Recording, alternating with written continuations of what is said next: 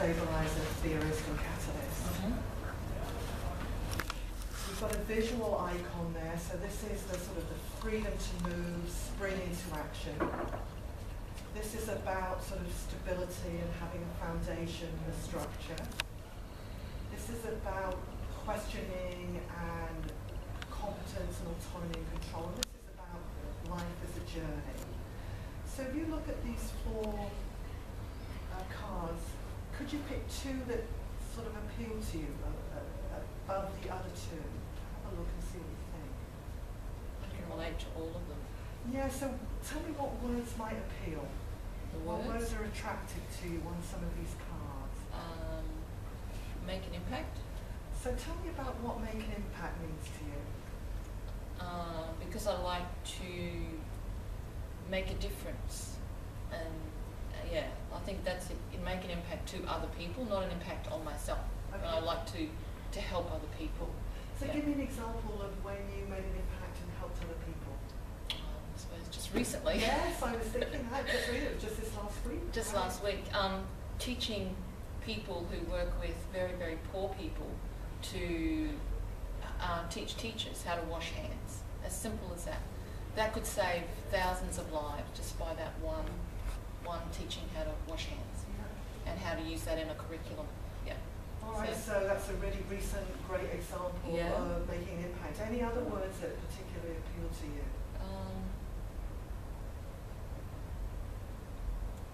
I think, sorry, I like to think. I mean, I like to, the theory, why, tell me why are you doing that? Let's examine why you're doing that. So I like those sorts of things too, because you talk about theory, I like to talk about theorists as opposed to temperament, if you know what I mean. So temperament's a new concept, a different concept from what I'm used to. Yeah. So tell me a bit more about what you understand by theorist then. Okay, so I'm probably looking at developmental theorists, so I'm looking at Piaget, Erikson, Maslow, Ainsworth, Vygotsky. I could go on. All the sort of child development. All the child development, because that's my understanding, and that's why I have trouble with this sort of thing, is simply because I'm always trying to get my metacognition going and dump things into those sorts of things. So sort of how they fit into. How they fit in. So my brain is working like that. So, yeah. So other words that might appeal to you on these cards? I like being prepared. Tell me more about that. Like, I suppose simply because I manage a college, everything has to be ready, has to be organised. It's not my passion, I wouldn't say, but I have to do it. It's like, so it's something you can do. I can do, but I'm not necessarily your passion. Not my passion, and not natural, I don't think.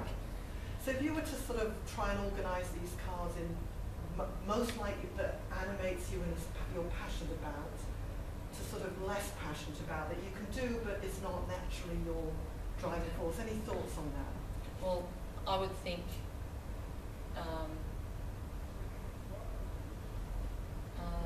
I like the adventure and the reality experience. That I have to be the hands-on.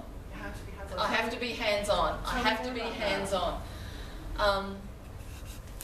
I suppose when I went through university, all these lecturers were doing all this theory, why, and I understand why and I can relate to why, but that doesn't inform people on the job how to actually do the job. So my passion is to teach people to take that theory and put it into practice, but to understand the theory at the same time, which is why I like the theorist side of it, because I can actually apply, I can tell you why you can do anything in an early childhood environment, and I can apply that straight back to theory, any theory. I can do that all the time. Bores students to buggery, but that's the truth. I can do that, and that's my reality, because there's no point in doing something unless you understand why you do it, but it has to be practical. It has to be practical, so it seems like that's they're my two drivers. And then there's sort of that there. Yeah. What else do you identify with here? So we've heard the sort of hands-on. Troubleshooting. Oh my God, I am the troubleshooter. Oh, give me an example. Oh, my boss. I have these bosses who come up with these magnificent ideas, and it's like, oh, we need to do this in, well, say India, where I've just been. We need to do this in India. I go, oh my God, no. No, I can't do this, I can't do this. Then give me 30 seconds and I've already worked out a plan. This is how it's going to happen. And this is how we make it happen. And my brain is already going, but my brain's gone over here and it's over here and it's over here. And I can't put into words all that I've already arranged in my head. Because I need I need one idea and I can make it flow. Make it flow. And yeah. It sounds again in a very practical way. Oh, absolutely. It has to be done methodically, and so that you can produce what needs to be done, and you can produce what needs to be done. You can reproduce it. So it has to be, if you're going to do it, you have to do it right, ethically, morally correct, and be reproducible. But my brain is functioning. It's popping. And I suppose that's part of this theorist stuff, is my brain is already jumping all the way around. Yeah, definitely. So I like that. I'm alert to my surroundings. I'm very much pick up people's body language. I very much pick up, and I take, I've had a discussion with someone last night, instant likes and instant dislikes to people, and I don't change my mind. Absolutely. Just something I don't like, and that's it, finished, end of product. It's terrible. I try to stop it. I actually admitted I have changed my mind on one person. So tell me, how do you identify with the phrase "seize the day"? Seize the day is great, because you've got to make it work. You've got to function. You've got to make it work, because if you don't, you've lost the day. If you don't seize it, it's gone. You can't go back. You can't go back and do it again. So if you don't do practical and realistic and hands-on things that day, you can't get that chance again. You can't, I suppose, go back to my early childhood. If you walk into a room with lots of little kids and you're in a really bad mood, leave it at the door, because you can't give those children back that day. You can't give them back. If you've been in a bad mood that day, you've actually changed those children, and maybe for life. One bad word can change a child for life. Yeah, so you get back to theory. You can see I'm jumping, because that's my passion. So at this point, I put it, okay, so the good working hypothesis for improviser, and I would probably at this point start, actually I would go in a different sequence from my that we planned the day, because I would actually now have gone into the cognitive processes. Any idea why I might normally have jumped into cognitive processes at this point instead of interaction style?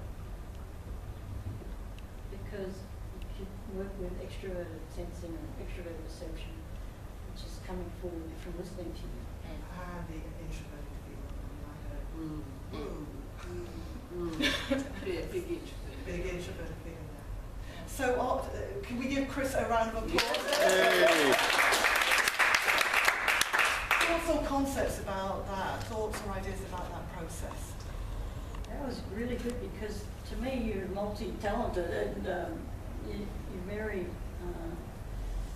you've got a lot of the mental cognitive processes going, not the ordinary brain. And that's one of the advantages, or the advantages and disadvantages as people mature, is that we can access some of those other cognitive processes, so they're actually, it can be quite hard, because people become much rounder, which is why I think a ranking of temperaments is so much better than your list and nothing else. So the ranking process is very helpful for someone who has an improviser temperament, because your unconscious is saying you have all four. I can actually see myself in all four. And I like that unravelling process that you did, because when you first started, there was nothing that you particularly could actually. So that was kind of like, well, where do you go from there? How do you get the party started or the conversation started when you're giving nothing at that first stage? So it was good the way that you said, okay, well, let's move down to words. What words come out? And then you kept asking for examples all the time, like straight away as soon as you said something about the experience. To me, you're improvising theory. Other people's theory, you didn't want to drink it up. No, you want to use it's it. great insight. That's exactly what's going on. Yeah. And making it practical and real. And that's the improviser's gift. It's often about making things that can be quite esoteric and impractical real. And the time orientation, could you hear the time orientation? Here and now. It was very present. And, you know, we're lucky that we had a conversation last night about, you know, making an impact on the work that you've just done in India. Because that was, but it's still... It makes no difference. I could have done exactly the same conversation in here, because it doesn't make a difference where you do it. You can influence, if you can make one child's life better, your life's worthwhile. So, Susan, just here, obviously this is the order that we've come out with. Would you say then that will usually come out when it comes to your MBTI, when it comes down to that would be a one type that would come through with that particular order, or does that come out with perhaps 2 or 3 different options? Clarify the question for me. So for me, I know that, you know, that my order would be different, and then that particular order would equal ENFP, for example. So would this or only come out to in one? fact, this sequence was slightly a surprise to me. I would have thought that this would come out. Well, I'm just, because that was going to be my question is, I probably would have gone explored that a bit more. Yeah, I would. Yeah, that's to me the enlightening, the enhancing relationships. All that's really important. But the way in my things that I value at this point in my life, is applying theory to reality. Okay, because to value what I do, I have to put it against a theoretical background. Otherwise, it's not valid. There's no value space for me. And I suppose I like if you put that up there, that would probably come in here.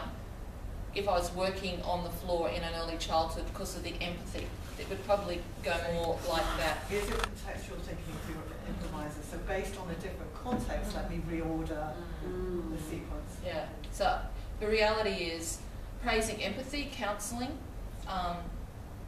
facilitating growth. That's very, very high if I'm in my other hat. Depends on my hat. Depend on your hat. But also your theory is that a lot around people. You're putting the theory Absolutely. around people and their growth and development into practice. So it's almost as though, those two are so interlinked, aren't they, in the way you're using them? Yeah. But also too, an improviser needs many tools, many materials. Absolutely, Otherwise, absolutely. Yeah. You've done all that homework on the theories. Because of your experience. And there's a great Play with them. Yeah. And as you saw the cards in action then, in this context, I would do this. You see that stayed. And that's it. And just watching someone do that, it's like, okay. Yeah. But it's a very good question, Danny, I think, because you do often come out with a very good idea from just that 1-2 combination. Yes. So, for example, as an ESTJ, my stabiliser temperament is number 1, but that doesn't include my dominant function. Right. As an ESTJ, my dominant function is thinking. So my debate on temperament could very easily be stabiliser theorist. Because theorist has got the T, which appeals to my thinking dominant temperament. But actually, as I've grown to know myself, I can put the stabiliser before the theorist. Yes. Because that need for security, grounding, is so core to me. Even though I enjoy that theorist questioning, logic, competence, mastery, but it does come second. Well, I suppose that's the same as an ENFP. You know, there's very much this, but in the end, that has to come. Does that. And that would be the exact order. That's the exact order that I think I like there. Yes. Just nailed me there. As a sports lover, I'd love to go upstairs and go back to the start where I thought it was lovely the way you were honouring the client. That first dilemma of I can see myself in everything I've got, here we go. I know. Yeah. And of course, in my brain, whenever I hear that, I thought improviser. 9 times out of 10, improviser. But I love the way you went through the first 3, but with Catalyst, it kind of got tucked towards you. And it was almost like it got left behind in the conversation. And I wondered if you actually asked, what about a word from this one? That said, the energy from Chris was very much towards. Yeah, and I think So did they if I'd have actually said all mash one up? from here, I think we'd have got exactly that conversation, which is, oh, actually, yes, when I'm facilitating, here I am right there. Yeah. And the beauty is in the conversation. It is. You know, it's creating the situation and the environment when you can have the conversation is the important thing with using the cards. And so that took Was it memorable for you, Chris? You were into that, Yeah, I mean, yes, the reality is it's more memorable now, because if you'd asked me, well, you did last night, what are you? I went, that's reality. That's reality. Is because I can't, at the moment, with the theory and temperament, I can't use that. I can't use that, or my understanding isn't deep enough to use that as part of my toolkit that I use. Yeah. And it's not, I write learning materials for whole courses, and it's not impacted into that, so I don't have to research and do the theory on it, so therefore it's not in that toolkit. Yeah. So that's why I have, my brain can't cope with having to do that and that at the same time. It's just too difficult at the moment. So, would you use these tools in a group? So, And if so, how?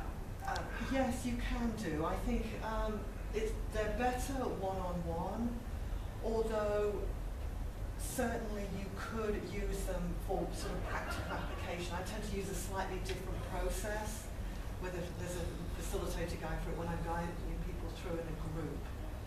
Would you like have these as posters? Or? I'd have these as posters, and certainly when people are, oh, I'm not quite sure, and where do I fit, there'd be and I'll often do just this in front of the group. I'll sort of say, okay, there's one person, and let's just talk through this process with the person. Working with 2s and 3s can work quite well if you've got a small team and sit around a table like this and describe it and they go, oh, I'm this, I'm that. You know, that can be very good with some teams. And Because someone can say, oh, well, that's me, and then that's you, and again, we've got that physical movement. And they can, you know, discuss, are you really that? Are you really? You know. So they get to understand each other, which they hadn't understood before, which is really important. But it's interactive and it's engaging, and if you have the cards, then you can enlarge them to posters. Right, To a printer. And you're happy for that to happen? Yeah, I was because going to ask that. the IP for that comes with the product. Any other thoughts about that temperament process? Questions? Just to mention, there's more information on the back of the card. Yes, so the front of the card we tend to use for, I tend to use just for getting to best fit. I tend to use some of this on the back for the more in-depth coaching, although if someone really is between two, then that could be quite useful for the information about what motivates you, challenges you, best learning environment, that sort of thing. And also, when you're working with small groups, you can just highlight one of those paragraphs on the back. Especially people love talking about their challenges rather than what they're good at. They go straight for what stresses them and that sort of thing. And just to have people read out the paragraphs that suit them, and then have a discussion about that. This really drives me nuts. Oh, well, no, that's something else drives you crackers. You know, how can we make the situation in our team better with this new understanding?